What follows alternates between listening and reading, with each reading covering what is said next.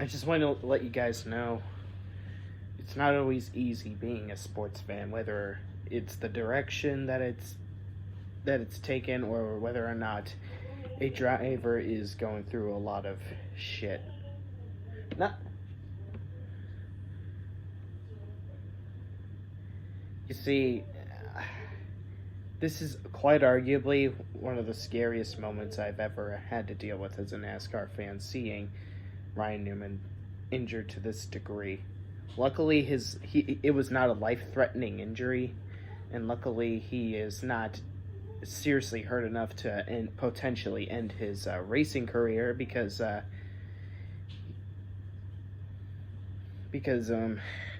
to see a serious accident like that really traumatizes me. Even if the driver only sustains a few scars, because I never ever want to see any driver hurt, no matter how much I hate the driver. Because, for instance, even when Kyle Busch broke both his legs at the 2015 Daytona race during the Nationwide Series, well, I think it was called Xfinity right after 2014 ended, but my memory's a little bit hazy.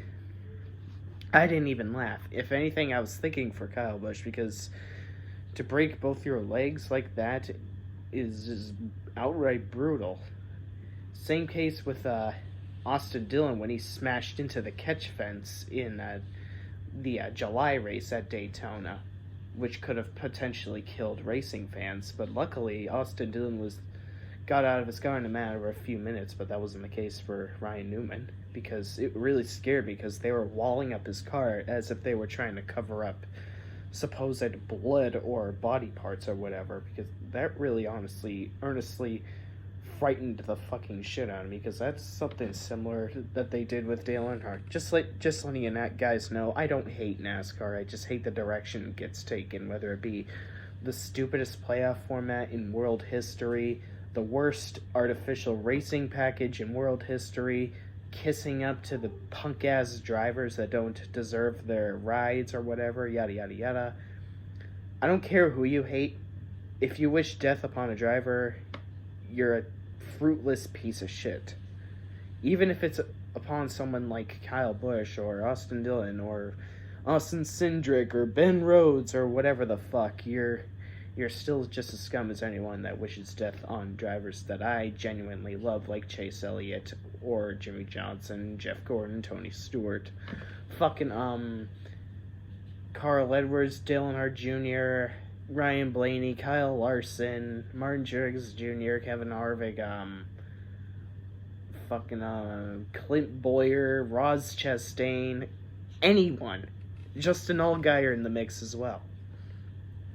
But we all have to be very thankful for the safety procedures and efforts that the NASCAR engineers put in to make the drivers safe and be able to absorb much more significant impacts than any stock car has ever done in the last 20 years and backwards, because it definitely could have been much worse for drivers like Carl Edwards in 2009, or Eric McClure back in 2012 Talladega, or Denny Hamlin 2013 Auto Club, Eric Almirola 2017 back in Kansas as well. This is definitely one of the most horrifying experiences I had as a racing fan, because I really didn't want Newman to be dead. I'm honestly not even a fan of Ryan Newman to begin with, but to see him like that, to see him almost nearly die, was really scary for me and very traumatizing, because I never ever want anyone, period, hurt like that in a stock car crash, because that's just brutal to watch. Goes to show, drivers are not immortal or invincible. Even if the NASCAR drivers didn't age a single day due to body modifications from Sense Research Foundation, they still would be vulnerable to accidents. But overall, if you want to know my opinion on the Daytona 500, it was actually fairly decent. Single file freight trains for first few stages, and then it actually started to pick up at the end. Of course, Jimmy Johnson, oh hey, Jimmy Johnson in the race. It looks like he might potentially win or get a top 5 finish. And then Joey Logano, of course, just had to be a classless dickhole and dump the entire field, potentially ruining everyone's day. How typical. Just like last year and the year before, Jimmy Johnson does super well and then gets taken out of the race due to absurd fucking dog shit. The stupidest fucking horse shit by NASCAR's rules to ever fucking exist.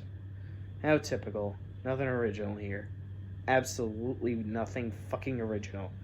But of course, due to Ryan Newman's vicious accident, that situation right there is pretty much what overshadowed my worries for Jimmy Johnson, which is why I haven't been talking about Jimmy Johnson a lot in this video.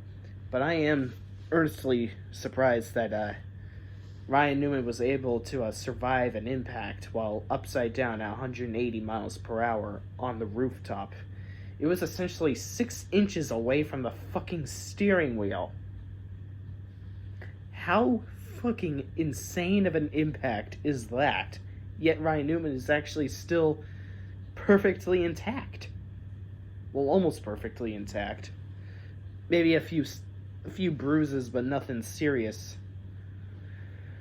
Oh my god, and to think he was actually able to walk after a few days after that. That shows how far NASCAR has gone as safety procedures. Like, holy shit.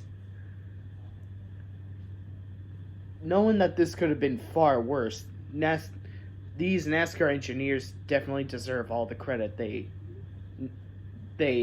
never get credited with, because of course the whole "thank God" mantra is always overshadowing the credit that a lot of these NASCAR engineers deserve. But hey, I'm not going to get too far into that. So yeah, there's that. But hey, a lot of people say that Ryan Blaney won that race because of the caution notification at the ticker. But honestly, I love Ryan Blaney as much as the next guy. But sorry, that was Denny Hamlin's race. The field frozen horseshit should not exist to begin with. Besides, they were already a very few inches and yards away from the finish line. So what's the point of calling the race on a caution when they are few yards from the line? What's the point of slowing the cars down? The crash is happening behind them. There is debris behind them, not in front of them. So there's no need for a caution to begin with. So can we just admit that Denny Hamlin is the winner?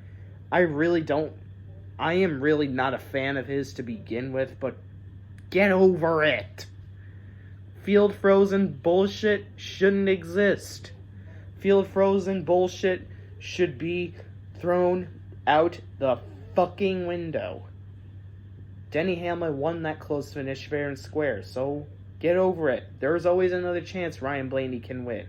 I'm a huge Ryan Blaney fan myself, but we can't just jerk off the field frozen bullshit just to appease the drivers that we like. Especially when we hated and basically whiplashed and hurled our tomatoes and basically berated the fucking well, not berated, but fucking protested against the whole field frozen bullshit on the final lap.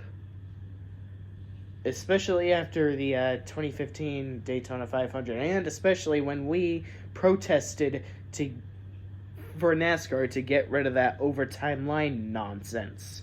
And good on them for doing that too. So, no need to slow down the cars if there is no one wrecking in front of the leaders. So yeah, I don't like Denny Hamlin all that much. I personally am alright with him actually nowadays. I actually sort of like him. But he won that race. Just get over it. There's always next time for Ryan and Blaney to have that same chance. So, I think I said everything all I could say. So, hope you guys enjoyed my video. Peace out.